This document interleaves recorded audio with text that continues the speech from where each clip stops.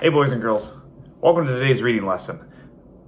But something doesn't feel right.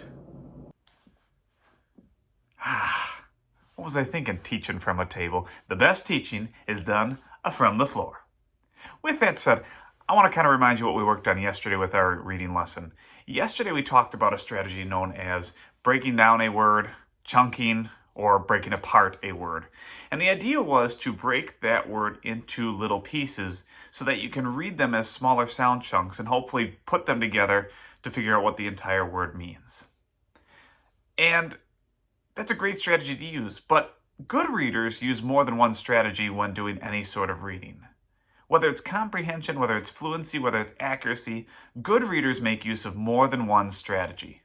So to kind of show you a little bit more about that, I've got this poster that I'm going to share for you on your Seesaw page. And right on top it says, readers use more than one strategy to figure it out. What I'm going to do is you can see 6 different strategies all about figuring out what an unknown word is. We're going to take a look at each of those and talk about how you might possibly make use of those when you go into your reading today and every day. All right, the first one says read left to right. We start with glad, glad. So rather than even just covering up any part of the word, you're just kind of sounding it out as you go through the entire word. That might be a strategy that works well for you in some situations. The next one says, can the pictures help me? Even in some chapter books, you'll find that there are some pictures sometimes. So if you come across a word that says, that the boat pulled into the harbor, you're like, man, I have not heard of a harbor before.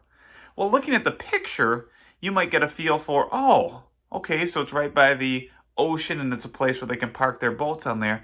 That must be what a harbor is. And that can kind of help you guide what a word either means or possibly helping you sound out what it is. Does it make sense?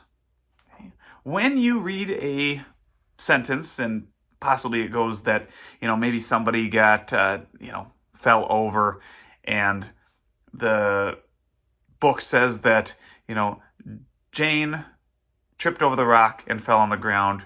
She felt, and you come across the next word and you're like, and you say, I think it's humongous. It's like, well, think about that. Does that make sense? She felt humongous after falling down. And that's where your brain can kind of catch and be like, you know what, that didn't sound right. Look back at it, try to sound it out with a different strategy, and you'd find out the word humiliated, feeling kind of embarrassed, would make a lot more sense. A couple more, does it look right?